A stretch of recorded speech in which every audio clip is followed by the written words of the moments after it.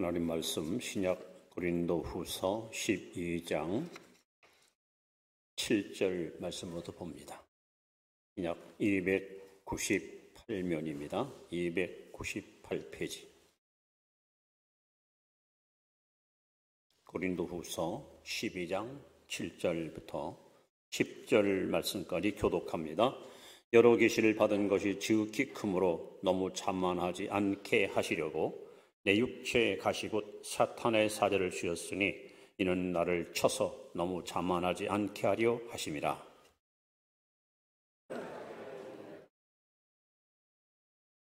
나에게 이르시기를 내 은혜가 내게 족하도다. 이는 내 능력이 약한 데서 온전하여 짐이라 하신지라. 그러므로 도리어 크게 기뻐함으로 나의 여러 약한 것들에 대하여 자랑하리니 이는 그리스도의 능력이 내게 머물게 하려 함이라.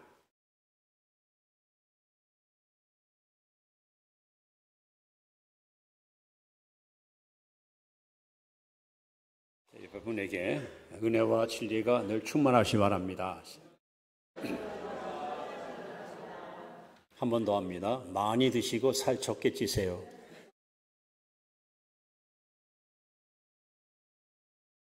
우리나라에는 참 좋은 교회들이 많고요. 또 훌륭한 교단들이 참 많습니다. 그중에도 우리 성결교회는 1907년 김상준, 정빈 이 두 청년이 가슴에 꿈을 안고 일본 유학길을 떠났다가 와서 예수님을 만납니다. 이 공부해서 출세하는 것보다도 조국에 돌아가서 영혼을 살리자, 민족 보호마를 우리가 이루자. 그래서 이분들이 오늘날 무교동 서울 옛날 영곡동에 와서 복음을 전하면서 출발된 교단이 우리 성결교단입니다. 특히 우리 교단은 1940년대 일제 침략 때에 재림설교, 예수님 재림하시면 천황도 심판받고 일본도 망한다. 이 재림설교 하다가 모든 교회가 폐쇄를 당했습니다. 목회자가 다 잡혀가서 투옥을 하고 고문을 당하고 순교를 당하고 모든 교회가 문을 닫는 큰 어려움을 겪었습니다. 그래서 우리 교단을 상징하는 꽃이 있습니다. 바로 백합화입니다. 이 백합화는 특별히 아가서 2장 2절에 보시면 가시밭의 백합화. 백합화는 백화인데 가시밭의 백합화로 우리 교단 상징적 꽃입니다. 백합 향기가 얼마나 여러분 진합니까? 근데 왜 하필이면 가시밭의 백합화예요? 왜? 만약에 여러분 백합화를 둘러싼 가시가 없으면 아무나 가서 꽃을 꺾습니다. 오히려 가시가 백합화를 보호하는 겁니다. 또 바람이 불면 바람결에 이 백합화가 흔들리면서 가시에 찔릴 때마다 백합화는 찢어지게 되고 향기는 2배, 3배로 진하게 퍼져나가서 온 골짜기를 향기롭게 만들 수 있습니다. 오늘 저는 여러분과 함께 하나님이 주신 값진 선물 가시라는 제목을 가지고 은혜를 나누려고 합니다. 여러분 가시를 좋아할 사람은 아무도 없습니다. 그런데 하나님은 저와 여러분의 삶 속에 가시라는 도구를 통해서 우리를 다듬고 우리를 이끌고 계십니다. 어떤 사람들은 인간관계, 사람을 통해서 많은 찌림을 받습니다. 가까이 있는 가정에서 또는 교회에서, 심지어는 직장에서 나를 힘들게 하고 나를 눈물 나게 하고 나를 괴롭게 하는 사람들이 주변에 있습니다. 어떤 사람들은 이 물질 때문에 항상 힘들고 어려운 인생을 사는 사람이 있습니다. 어떤 사람들은 원치 않은 질병 때문에 항상 병고와 싸우면서 힘든 시절을 하루하루 보내고 있습니다. 어떤 사람 어떤 환경, 다양한 가시가 저와 여러분들을 찌르고 우리를 아프게 하고 우리를 고통스럽게 하고 우리를 눈물나게 합니다. 그런데 왜 하나님께서 우리 성도들에게 형통한 길을 열어주시고 순탄한 삶을 살게 하시지 왜 가시를 주어서 우리를 찌르게 하고 눈물나게 할까? 여기는 하나님의 오묘한 섭리와 돌아간 뜻이 있음을 우리는 깨달을 필요가 있습니다. 오늘 본문에 보시면 사도 바울에게도 평생 안고 갈 가시가 있었습니다. 그 가시가 뭐냐 하는 데 대해서 많은 성경학자들이 여러 가지 이야기를 했습니다만은 어떻든 평생 사도 바울을 찌르고 핥히고 눈물 나게 하고 고통스러웠던 무서운 가시가 그에게 있었습니다. 그럼 하나님께서 왜 그토록 사랑하고 그토록 귀히 여기시는 당신의 종 바울에게 이런 가시를 주었을까? 하나님은 왜 당신의 사랑하는 자녀들에게 가시를 허용하실까? 여러분, 하루라도 마음 편하게 행복을 노래하며 기쁘게 인생 살고 싶지, 누가 여러분 고통을 끌어안고 눈물 흘리며 힘든 시절을 보내길 원합니까? 그런데 하나님께서는 안타깝게도 저와 여러분에게 삶의 가시를 주십니다. 그 주시는 하나님의 마음이야 오죽하겠습니까마는 중요한 것은 가시 속에 감추어진 보화, 하나님이 이것을 줄 때는 분명한 목적이 있고 이유가 있습니다. 오늘 본문에 보시면 사도 바울을 통해서 우리가 배워야 될 가시를 주는 이유, 가시의 유익에 대해서 몇 가지 영적 교훈을 함께 이 시간 찾아봤으면 좋을 것 같습니다. 자, 삶의 가시가 우리에게 값진 하나님의 선물이라면 왜 하나님은 가시를 허용하실까요? 그 첫 번째 이유는 바로 7절 말씀, 다시 한번 우리 본문을 보시면서 말씀을 한번 다시 상고하겠습니다. 자, 7절 말씀을 같이 한번 읽습니다. 시작. 여러 계시를 받은 것이 직이 크므로 너무 자만하지 않게 하시려고 내 육체의 가시 곧 사탄의 사자를 쥐었으니 이는 나를 쳐서 너무 자만하지 않게 하심이라. 무슨 얘기입니까? 왜 하나님이 여러분과 저에게 이 가시를 주실까요? 왜 우리를 찌르게 하고 눈물 나고 힘들게 하고 아프게 하고 고통스럽게 하실까요? 이유는 분명합니다. 우리를 자만하지 않게, 다시 말하면 겸손한 인격자가 되어야 합니다. 하나님 분명한 목적의식을 가지고 여러분을 다루시거든요. 자, 바울은 어떤 인물입니까? 유대인들이 제일 부러워하는 사람이었습니다. 우선 출신 성분이 참 좋습니다. 그는 정통 유대인입니다. 그는 정통 아브라함의 후손입니다. 그는 베냐민 지파의 좋은 영적 축복을 받고 태어났습니다. 그가 살고 있던 그 고향 다소라는 지역은 그야말로 세계 정세를 꿰뚫어 볼 수 있을 만큼 무역이 성행하고 정보가 빨리 전달되는 복된 처소였습니다. 더군다나 그 당시 유대인들이 최고로 존경하고 최고로 흠모했던 가마리엘, 율법사, 대스승, 바로 이 스승 밑에서 바울은 철저하게 신앙교육을 받고 인격교육을 받으면서 장래의 이스라엘의 영적 지도자로서의 자질과 실력을 갖추었던 인물입니다. 그뿐인가요? 태어나서부터 로마 시민권을 바울은 갖고 있었습니다. 모두가 부러워할 만큼. 그리고 오늘 본문에 보시면 하나님께서 여러 계시, 즉 남이 받지 못한 신령한 은사, 하늘의 신령한 복을 하나님이 바울에게 부어줬습니다. 뭘 봐도 바울은 자랑거리가 너무 많습니다. 부족한 것이 하나도 없습니다. 모든 것이 넉넉하고 풍요롭습니다. 그런데 바울에게 가시가 있었습니다. 왜 하나님은 가시를 허용했을까요? 오늘 분명히 바울이 말합니다. 여러 계시를 받은 것이 지극히 크므로, 받은 은혜가 너무 크고 출신 성분이나 여러 가지 환경이 너무 좋으니까 하나님이 자만할까 봐, 아니 교만할까 봐 하나님이 바울을 낮추시기 위해서 바울에게 가시를 허용하셨습니다. 원래 바울의 이름은 사울입니다. 그 뜻은 큰 자입니다. 큰 자. 이 사람이 다메섹에서 예수님 만나고 나서 이름을 바꿉니다. 바울, 작은 자.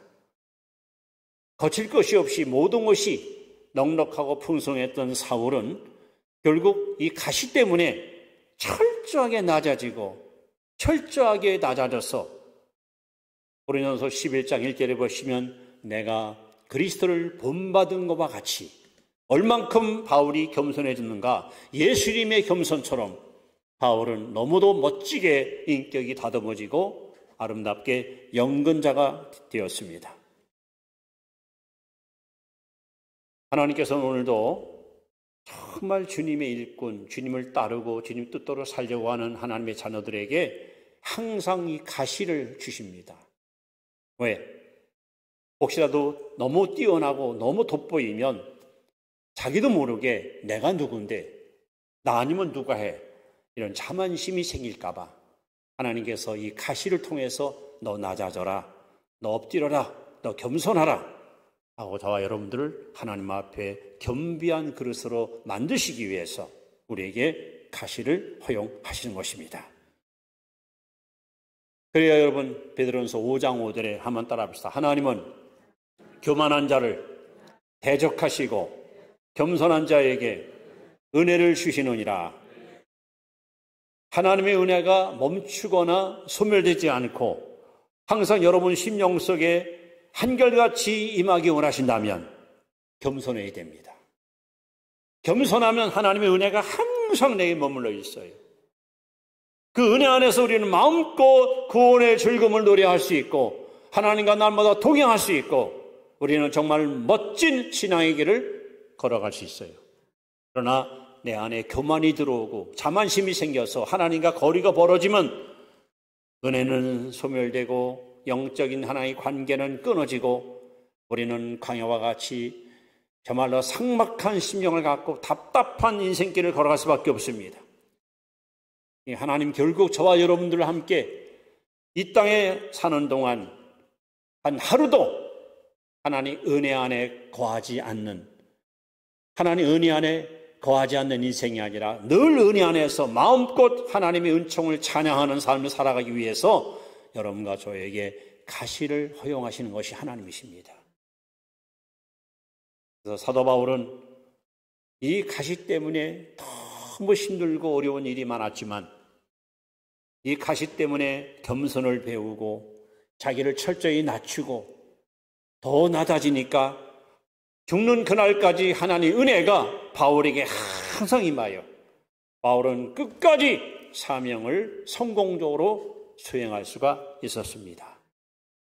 하나님, 여러분과 저들이 어느 기간 동안 신앙생활 잘하다가 실패하는 실패자가 아니라 끝까지 하나님 앞에 사랑받고 쓰임받는 선한 일꾼 삼으시려고 저와 여러분에게 가시를 허락하시고 이 가시를 통해서 우리를 낮추시고 우리를 겸손하게 만드시는 하나님, 이 하나님을 여러분 신뢰하시기 바랍니다.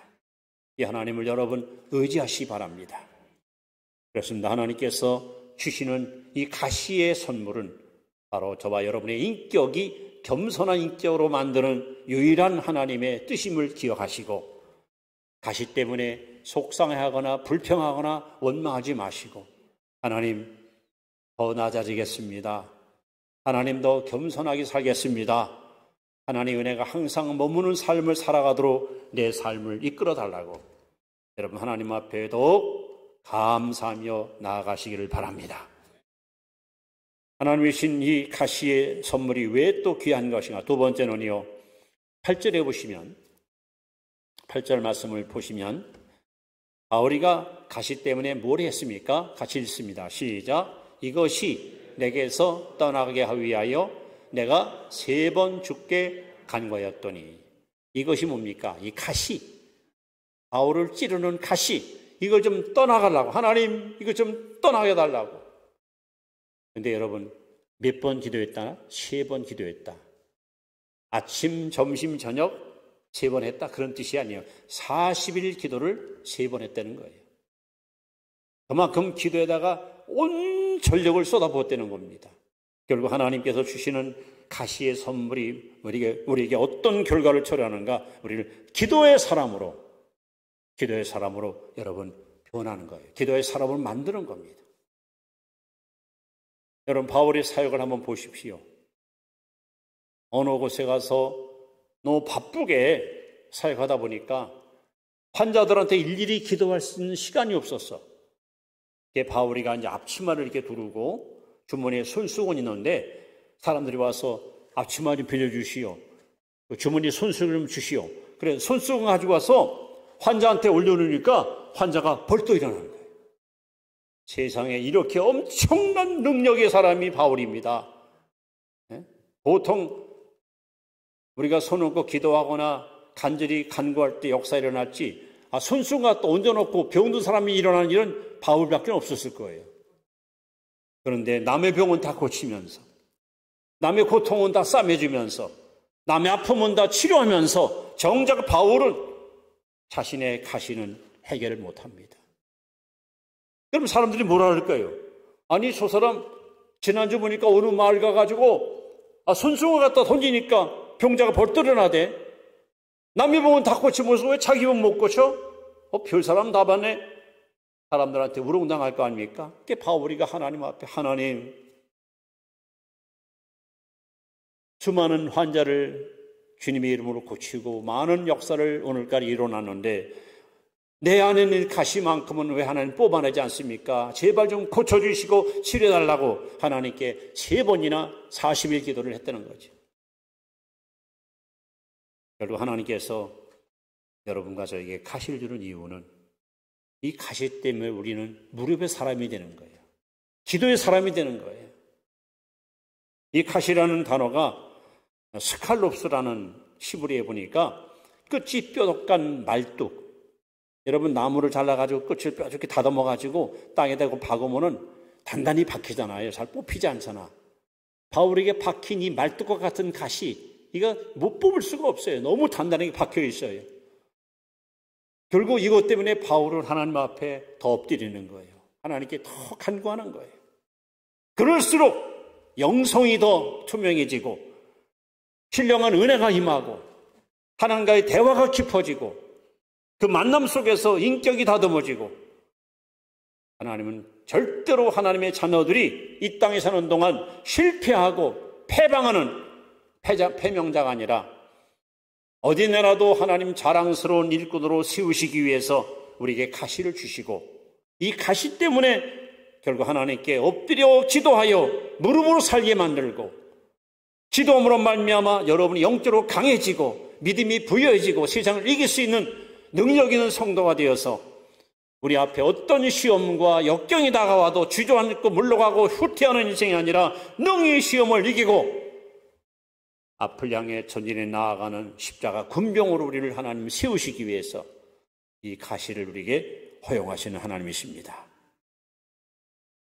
우리 하나님은 신앙생활을 잘한다고 해서 열심히 교회 봉사한다고 해서 하나님 가시를 면제시키지 않습니다.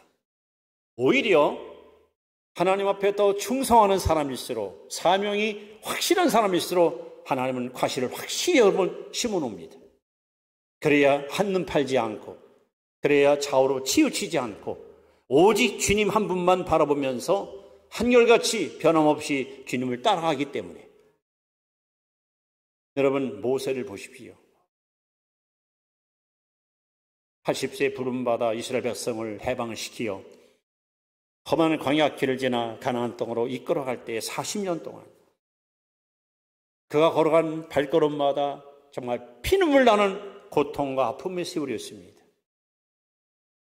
백성들이 하도 하나님을 거역하고 말씀을 저버릴 때마다 하나님이 진노하시어 내가 다 쓸어버리겠다 할 때마다 모세는 막 40일 금식기도 하며 하나님 하늘나라 생명을 옥촉에 내 이름이 지어도소서싸우니 이 백성을 용서해달라고 세상에 이렇게 목숨을 걸고 기도해서 백성들의 노여움을 하나님께서 멈추게 했던, 그런데 백성들이 단 한 번이라도 모세에게 고맙다고 감사하다고 인사한 사람 한 번도 없습니다. 가다가 좀 발이 붓거나 목이 마르거나 배가 고프면 왜 우리를 이곳으로 인도했냐고, 우리를 이곳으로 와서 죽게 해야겠냐고 모세에게 온통 원망만 퍼놓고 온통 여러분 모세를 갖다 비방만 합니다. 모세는 40년 동안 한 번도 칭찬받은 적이 없어요. 300만 이스라엘 백성들이 한결같이 모세에게 막 돌을 던져요. 돌을. 그때마다 모세는 뭐합니까? 그들과 맞섭니까? 맞짱 떴습니까? 같이 여러분 대항했습니까? 아닙니다. 엎드렸습니다. 모세가 갖고 있는 가장 위대한 무기는 바로 엎드림, 기도였습니다. 그때마다 하나님은 어김없이 모세에게 찾아오셨고 모세야 하고 하나님의 위로와 하나님의 용기를 다시 한번 모세에게 심어주십니다. 다시 말하면 다른 사람은 상상할 수 없는 영적인 희열과 기쁨과 만족을 모세는 가시 때문에 맛보게 된 거예요. 만약에 여러분의 삶 속에 가시가 없으면 하나님 앞에 간절하게 아주 절박하게 기도하기 쉽지 않습니다. 가시 때문에 하나님 앞에 눈물 뿌려 기도하고 간절히 구하다 보니까 세상에 줄 수 없는 하나님만이 주는 영혼의 기쁨과 만족을 우리는 맛볼 수 있습니다. 그리고 하나님은 여러분의 겉사람보다 속사람, 여러분의 외모보다는 여러분의 여러분 속사람을 아름답게 가꾸고 잘 다듬어서 예수의 형상을 닮은 멋진 신자 만들기 위해서 하나님 가시를 통해 기도하게 하시고 기도를 통해서 여러분의 삶과 인격이 주님을 닮아가는 성숙한 하나님의 백성으로 우리를 세워 가시는 것입니다. 결국 우리가 여러분이 찌르고 여러분이 고통당하는 가시는 그 가시 찔린 사람들로 하여금 기도의 사람, 무릎의 사람으로 만드는 거예요. 여러분 주변에 정말 하나님을 위해서 헌신한 사람 가운데 아마 가시 없는 사람 없을 거예요. 특히 하나님 앞에 귀하게 쓰임하는 사람 보면 모두가 다 기도의 사람인데 기도의 사람 만나보십시오. 그들에게 다 아픔이 있습니다. 고통이 있습니다. 상처가 있습니다. 근데 그들은 그것을 누구 때문이 아니라 하나님께 기도할 기도 제목을 삼고 엎드리기 때문에 오히려 하나님께서 주시는 신령한 복으로 말미암아 영혼의 기쁨과 만족을 누리고 사랑을 보게 됩니다. 그렇습니다. 여러분, 하나님이 주시는 값진 선물 가시는 절대 여러분에게 무익한 것이 아닙니다. 여러분과 저를 겸손한 인격자로 만들고 여러분과 저를 기도의 사람으로 만드는 것이 바로 가시가 주는 유익입니다. 바로 그뿐인가요? 이번에 9절에 보시면 바울이가 또 한 가지를 제시합니다. 자, 9절 말씀을 다시 한번 읽습니다. 시작. 나에게 이르시기를 내 은혜가 내게 족하도다. 이는 내 능력이 약한 데서 온전하여 짐이라 하신지라. 그러므로 도리어 크게 기뻐함으로 나의 여러 약한 것들에 대하여 자랑하리니 이는 그리스도의 능력이 내게 머물게 하려 함이라. 하나님, 제발 좀 이 가시를 좀 뽑아주세요. 너무 힘들어요. 너무 아파요. 너무 고통스러워요. 바울이 하나님 앞에 그렇게 기도했어요. 그렇게 간절히 매달렸어요. 아니 그럼 하나님께서 자비로우신 하나님이니까 너 많이 힘들구나. 많이 아프겠구나. 그래 내가 가시를 뽑아주지. 그럼 얼마나 좋겠어요. 근데 하나님께서는 가시를 그대로 놔둔 채 대신 은혜를 부어주는 거예요. 은혜를. 그래서 여러분, 세 번째 하나 주시는 값진 선물 가시는 바로 풍족한 은혜를 받게 하는 거예요. 평소에 받지 못한 은혜, 아무 때서도 경험할 수 없는 신령한 은혜를 이 가시 때문에 사람들은 받게 됩니다. 여러분 욥기서에 보십시오. 욥이가 여러분 얼마나 많은 가시한테 찔립니까? 특히 그 엘리바스, 빌다, 소발 세 친구가 와서 욥을 막 비난하잖아요. 막 전지하잖아요. 정죄에. 야, 이 자식아 회개하지 마. 너 죄값으로 자식아 너희 집 망한 거야. 아니야, 나는 그렇게 안 살았어. 그럼 자식이 어린애 왜 죽어 인마? 너희 새끼들 잘못 가르쳤지? 막 정죄하는 거예요. 심지어 욥의 아내조차 욥에게 찾아와서 당신 이래도 하나님 믿어? 하나님 저주하고 죽으시오 하고 막 악담을 퍼붓니다. 얼마나 많은 가시한테 욥이가 찔림을 받아요. 그런데 하나님께서 어떻게 욥을 다루십니까? 욥기 42장 5절에 보시면 내가 전에는 가시한테 찔리기 전에는 주께 대하여 귀로 듣기만 하였었더니 이제는 내 눈으로 주를 배웁나이다. 가시 때문에 하나님을 눈으로 보는 거예요. 신령한 은혜를 받는 거예요. 아무도 경험할 수 없는 놀라운 축복을 그는 맛보게 되었습니다. 그래서 바울은 깊이 깨달았습니다. 하나님은 내 삶 속에서 이 나를 찌르는, 나를 아프게 하는 이 고통의 가시를 뽑아내는 것이 아니라 은혜를 더 부어주셔서 그 고통을 아는 채 내 입으로 감사하게 하는, 내 입으로 하나님을 찬양케 하는 이 하나님을 바울은 발견하게 되었습니다. 그러면서 뭐라고 말합니까? 약할 때가 강함이라. 여러분, 약자의 무기는 눈물밖에 더 있어요? 약자의 무기는 눈물밖에 없습니다. 눈물. 하나님 도와주세요. 너무 힘들어요. 너무 아파요. 너무 고통스러워요. 눈물이에요. 하나님께서 그 고통을 가시를 뽑지 않고 은혜를 막 부어주니까 결국 바울이가 뭘 발견했습니까? 내가 약하면 약할수록 하나님 능력은 더 강하게 나타나는구나. 바울이 강해 보세요. 바울이 여러분 만만해 보세요. 뭐든지 자신 있어 보세요. 그러면 저 사람 대단하다. 저 사람 진짜 위대하다. 모두가 다 바울을 우상화시킬 거 아닙니까? 근데 바울이 약해지니까, 무기력해지니까, 하나님의 능력이 나타나니까 바울은 아무것도 아닌데 바울을 쓰시는 하나님은 정말 위대하시다. 이게 하나님 앞에 깨달은 바울의 진리예요. 여러분, 약해져야 하나님의 강함이 임합니다. 내가 낮아져야 주님의 은혜가 더 임하는 거예요. 그래서 사도 바울은 기뻐했습니다. 자기 연약함 때문에.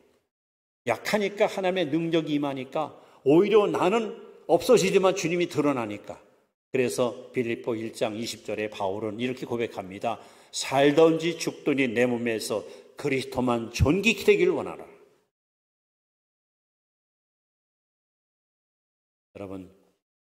여러분이나 저나 정도의 차일 뿐이지 우리는 다 많은 가시에 찔려왔고 그 가시가 내 몸에 박혀서 지금 뽑지 못한 채 힘든 하루하루를 살아가는 사람도 있습니다. 왜 하나님이 이런 가시를 우리에게 허용하실까요? 오늘 말씀처럼 겸손한 인격자가 되게 하려고 기도의 무릎을 든든하게 세우시려고 이제까지 맛보지 못하던 하나님이 주시는 신령한 은혜를 더 깊이 경험케 하려고 이런 하나님의 오묘한 섭리와 계획이 있어서 하나님 여러분과 저에게 가시를 허용하는 거예요. 그러므로 이제 우리는 어떻게 이것을 받아들일 것인가? 어차피 가시는 나에게 있는데 이걸 어떻게 용납하느냐에 따라서 여러분의 운명이 이제 바뀌는 거야. 빛이냐 어둠이냐 실패냐 성공이냐. 여러분들은 가시가 여러분을 찌를 때 상대적 입장에 서지 마세요. 상대적 입장.